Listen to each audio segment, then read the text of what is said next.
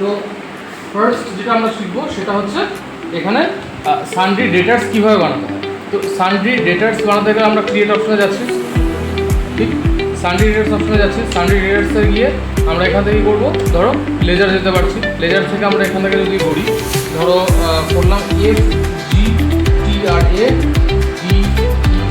Traders and home, একটা কোম্পানির আমি লেজার বানাচ্ছি। এটা প্রথমে নাম থাকলো অ্যালায়েন্স, কথার মানে হচ্ছে শর্ট ফর্ম, যেটা আমার নিজের মনে থাকবে সেটা করার জন্য শর্ট নাম নিজে একটা দিয়ে দিলাম। এটা ধরো অলরেডি রয়েছে, তো আমি যদি এই নামটা না রাখতে চাই আমি সেম নাম দিয়ে এগোতে পারি। এটা অলরেডি রয়েছে, ধরো লেজার অপশান ঢুকলাম, ধরো লিখলাম HJKTRADERS ট্রেডার্স, এটা দিলাম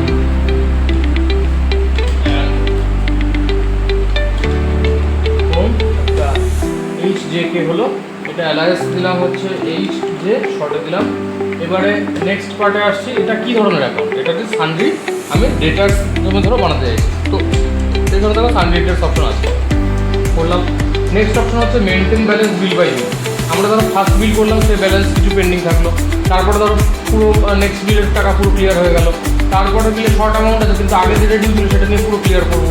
তো এইটা আমার তখনই পসিবল যখন আমি পুরো বিল বাই বিল ব্যালেন্সগুলো মেনটেন ক্যারি ফরওয়ার্ড করতে থাকবো।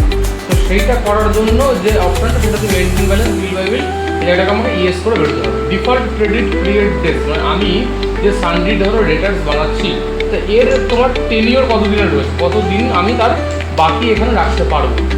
ম্যাক্সিমাম ধরে আমি 30 days দিলাম। Next check for credit during the voucher entry, যখন আমরা ভাউচার এন্ট্রি করতে যাবো তখন সেটা আমরা এটা স্ট্যাটাসটা চেক করবো কিনা, ইয়েস অর নো, যদি ইয়েস থাকে তার জন্য ইয়েস করে বেরোলাম। এবার তারপরে অপশন আছে মেলিং ডিটেলস। মেলিং ডিটেলস মানে হচ্ছে যে এই যে কোম্পানির ডিটেলটা আমি বানাচ্ছি, সানড্রি ডেটার্সের ডিটেলটা বানাচ্ছি, তার কোম্পানির নাম কী আছে, প্রথমে নাম তো বাই ডিফল্ট ওখান থেকে এখানে টেনে নিয়েছে। অ্যাড্রেস হচ্ছে এবার তা লিখতে হবে, ধরো দিলাম 2.m.GROAD রোড, দেন KOLKATA কলকাতা হলো, এন্টার মারলাম।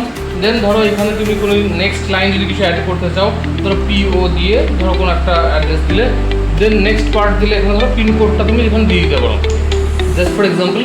আর তারপরে লাইন কিছু অ্যাড করতে চাইলে অ্যাড করার জন্য এটা তোমার এখানে দেওয়া হলো কোন state, then country by default, তারপরে তোমার এটা হচ্ছে পিনকোড চেয়েছে, আবার সেই সেম পিনকোডটা তুমি দিয়ে দিলে।